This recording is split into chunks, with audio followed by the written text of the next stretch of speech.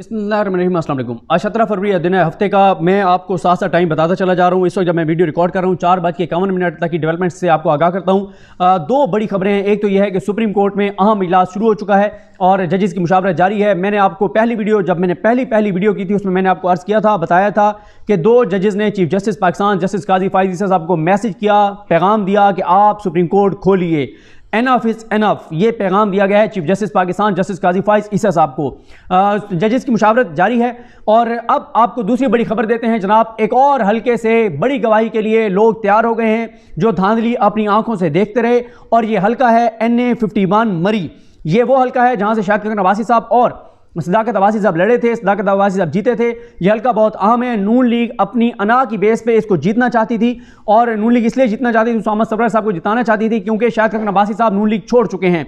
उनकी जिद में ये हल्का मियां नवाज शरीफ जिताना चाहते थे अपने उम्मीदवार को। मियां नवाज शरीफ ने वहाँ पर जाके जलसा किया। इस हल्के में बहुत कुछ हुआ है। इस हल्के की जो चीज़ें सामने आई हैं वो मैं आपके सामने रख देता हूँ, जो इन्फॉर्मेशन मुझे मिली है, जो यहाँ पे इल्ज़ामात हैं। और अब इस हल्के में कुछ प्रिजाइडिंग ऑफिसर्स, 2 प्रिजाइडिंग ऑफिसर हैं और उनके साथ कोई स्टाफ है, वो गवाही देने पे तैयार हो गए हैं। वो ये कहते हैं कि अगर सुप्रीम कोर्ट का कोई कमीशन बनता है, हमें सिक्योरिटी फराहम की जाती है, तो हम टोटल 4 लोग हैं, वो कहते हैं हम चारों गवाही देने के लिए तैयार हैं। अब काम शुरू हो गया है, अब आगाज हो गया है। यहां पर मैं आपको बता दूं एक चीज बहुत इंपॉर्टेंट है कि मेजर लतासब सत्ती साहब जो हैं वो जीत चुके थे। फॉर्म 45 उनके पास हैं, क्लियर जीत चुके थे, लेकिन उनको हराया गया फॉर्म 47 पर और उसामा सरवर साहब को जिताया गया है। इस हल्के में दूसरी जो 2 चीज़ें बहुत इंपॉर्टेंट हैं, नीचे PP6 है, PP7 है। PP6 में PTI के ज़ैनुल आबिदीन के मुकाबले में मोहम्मद बिलाल जामीन थे, और इल्ज़ाम ये लग रहा है अंदर से ब्यूरोक्रेसी में से ये बताया गया है कि इनके एक भाई हैं कोई खालिद जामीन, ये डायरेक्टर एंटी करप्शन, उनके बारे में बताया गया है कि उन्होंने इन्फ्लुएंस किया है। उन्होंने कुछ प्रिजाइडिंग ऑफिसर्स को, कुछ ब्यूरोक्रेट्स को, कुछ सरकारी मुलाजमीन को अप्रोच किया, ये इल्ज़ाम लग रहा है। और ये तो अब जब वहाँ से कोई प्रेस कॉन्फ्रेंस आएगी, कोई बयान सामने आएगा, कोई तफसीलात सामने आएंगी, तो ये होगा। कमिश्नर रावलपिंडी के आगाज़ के बाद और हल्कों में काम शुरू हो गया है। खुद कहना शुरू हो गए प्रिजाइडिंग ऑफिसर्स कि हम गवाही देने के लिए तैयार हैं। और इस हल्के में जो दूसरी इंपॉर्टेंट बात है वो PP7 में कर्नल शबीर अवान ये जीत गए थे। इनको कहा गया नून लीग में चले जाएं, उन्होंने इनकार किया। राजा सगीर जो अपनी शिकायत कबूल कर चुके थे, उनसे दरख्वास्त दिलवाई गई और उसके बाद इनको हरा दिया गया है। इस वक्त भी अगर आप इलेक्शन कमीशन की वेबसाइट पर जाएंगे और PP7 का आप फॉर्म 47 देखेंगे तो वहां पर कर्नल शबीर साहब जो हैं वो भारी अक्सरियत से जीते हुए हैं, लेकिन उनको हरा दिया गया है। अब यहाँ पर इल्ज़ामात क्या हैं, तफसीलात क्या हैं? एक तो इस हल्के में जो है वो जो बैलेट पेपर हैं वो बैलेट पेपर बाजार से पकड़े गए हैं। और अब जो इनको बताया गया है, जो अच्छा इसमें जो केस लड़ रहे हैं वो मियां अली इशफाक साहब की लीगल टीम लड़ रही है। कदीर जंजुआ साहब जो हैं, राजा कदीर जंजुआ और आहद जो एडवोकेट साहब हैं, ये इस वक्त ये केस लड़ रहे हैं। और जो इस वक्त जो अंदर से बताया गया वो ये बताया गया है कि जब प्रिजाइडिंग ऑफिसर्स को, जब स्टाफ को जिन्होंने लेके जाना था मटेरियल इलेक्शन के लिए पोलिंग स्टेशन के ऊपर, तो वो मटेरियल जब लेकर जाने लगे तो वहाँ से कुछ मटेरियल लीक हुआ है। वहाँ से इल्ज़ाम ये लग रहा है कि मटेरियल नून लीग के उम्मीदवार के पास गया है और कहीं और ठप्पे लगे हैं और वो वोट डाले गए हैं। और इसकी बड़ा इसका सबूत और गवाही इस तरह सामने आई कि एक पोलिंग स्टेशन पर एक नौजवान लड़का पकड़ा गया 5 वोट इकट्ठे डालते हुआ। वो पकड़ा ऐसे गया कि जब उसने वोट डालने की कोशिश की तो उससे वो डाल नहीं रहे थे, क्योंकि आपको पता है कि वो जब आप डालते हैं उसके अंदर वो बैलेट को डालते हैं तो वो ज़ाहिर है आपको एक एक करके डालना पड़ता है। तो जब वो डालने लगे तो देखा उन्होंने, अमले ने, कि ये क्या हो रहा है, क्यों इससे ये नहीं हो रहा, तो पता चला कि 5 वोट वो डाल रहा था। उसका एतराफ़ी बयान मौजूद है, लेकिन उसके ऊपर FIR नहीं करवा सके थे ये लतासब सत्ती साहब और उनके उनके साथ जो लोग थे, इसलिए क्योंकि वो मकामी तौर पे लड़का जानने वाला निकल आया। वहाँ लोगों ने कहा कि मेजर साहब आप जीत तो वैसे ही जाएंगे, आप लोग तो ना FIR करवाएं, उसका उनको नुकसान है, FIR करा देते तो वो बड़ा सबूत होता। लेकिन एक तो ये इल्ज़ाम लग रहा है जिसके बारे में अब देखना होगा कि क्या यही गवाही आके वो देंगे, जो 2 प्रिजाइडिंग ऑफिसर्स और 2 और लोग हैं वो ये गवाही देंगे कि जनाब ये मटेरियल जब हमें दिया गया तो ये मटेरियल हमारे पास नहीं था, ये मटेरियल तो नून लीग वालों के पास था, उसामा सरवर साहब के पास था।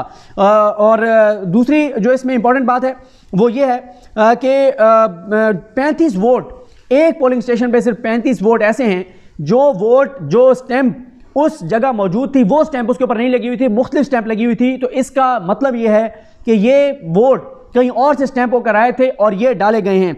इसके अलावा यहाँ से जो इल्ज़ाम है कि जब ये बैलेट पेपर और ये सारी चीज़ें तकसीम की गई, 20 से 25,000 जाली वोटों का जो है वो इंकशाफ हो रहा है कि 20 से 25,000 जाली वोट जो है वो डाले गए हैं। और इसमें बहुत सी जगहों पे फॉर्म 46 नहीं दिया गया कि कितने बैलेट थे, कितने इस्तेमाल हुए, कितने बच गए। और कुछ जगहों पे जो प्रिजाइडिंग ऑफिसर जो वादा माफ गवाह बनने जा रहे हैं, जो बयान देना चाहते हैं, वो ये बताते हैं कि जनाब हमें अप्रोच किया गया, थ्रेट किया गया, डराया गया कि आपने या तो अंगूठा गलत लगाना है, ठीक से नहीं लगाना, या और आपने साइन गलत करने हैं, नाम गलत लिखना है, ये चीज़ें आपने करनी है फॉर्म 45 के ऊपर।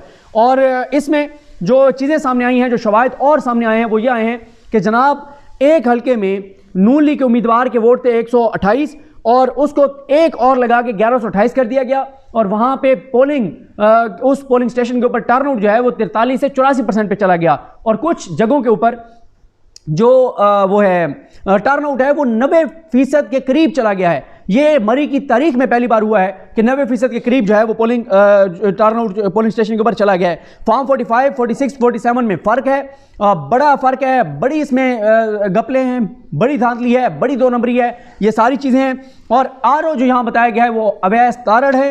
अवैस तारड़ उनके खिलाफ असल में जो है उनके खिलाफ और दो और नाम है, वो नाम मैं दोनों नहीं ले रहा, और वो दो नाम और हैं, उनके बारे में ये प्रिजाइडिंग ऑफिसर्स जो बताया गया है कि वो वादा माफ गवाह बनने के लिए तैयार हो गए हैं, गवाही देने के लिए तैयार हो गए हैं। और उन्होंने जो इंकशाफ किया है वो ये किया है कि इस वक्त भी education department, health department, forest department और सेक्रेटरी यूनियन काउंसिल जो हैं वो इस वक्त कुछ ऑन बोर्ड हैं, उनसे रिजल्ट चेंज करवाया जा रहा है, फॉर्म 45 नए तैयार करवाए जा रहे हैं। और कुछ जगहों के ऊपर फॉर्म 45 4-4, 5-5 खाली जो हैं वो दस्तखत करवाए गए हैं। और साथ ही यहाँ पर यह भी बताया जा रहा है कि ये वो जो ज़ाहिर है अब क्या क्या बातें वो मानते हैं, कोई ठप्पे लगे हैं, वोट ज़ाया किए गए हैं, कोई ठप्पे लगे हैं, इस हवाले से भी चीज़ें हैं।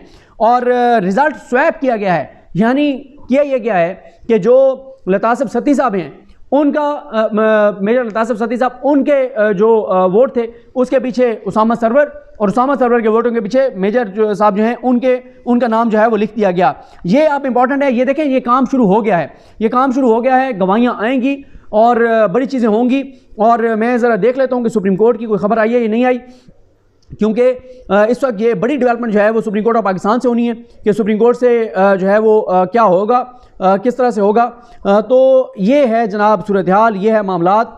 और इस सारी सूरत हाल में जो अभी यही खबर आ रही है कि वहाँ पे जो है वो इजलास सुप्रीम कोर्ट में जो है वो जारी है और देखते हैं कि वहाँ से क्या निकलता है। लेकिन ये जो मैंने आपको हल्का बताया है NA51 मरी, ये इंपॉर्टेंट है क्योंकि ये उन 13 हलकों में से है जिन 13 हलकों के बारे में बताया है उन्होंने जो कमिश्नर हैं लियाकत चट्टा साहब कि इन 13 हलकों में हमने बदतरीन धांधली की है, 70-70 हज़ार की लीड से जीतने वालों को हमने जो है वो हराया है। तो ये उन्होंने कहा है और ये उन 13 हलकों में शामिल है। और देखते हैं बहरहाल जी, चीज़ें बड़ी तेज़ी से बदल रही हैं, साथ साथ इसलिए मैं देख रहा हूँ कि कहीं ऐसा ना हो कि इस दौरान कोई बड़ी खबर आ जाए। ये NA51 मरी और नून लीग के राजा उसामा सरवर को जिताया गया है, मेजर लतासब सती साहब को यहाँ से हराया गया है। ये है जनाब मामलात, ये है सूरत हाल।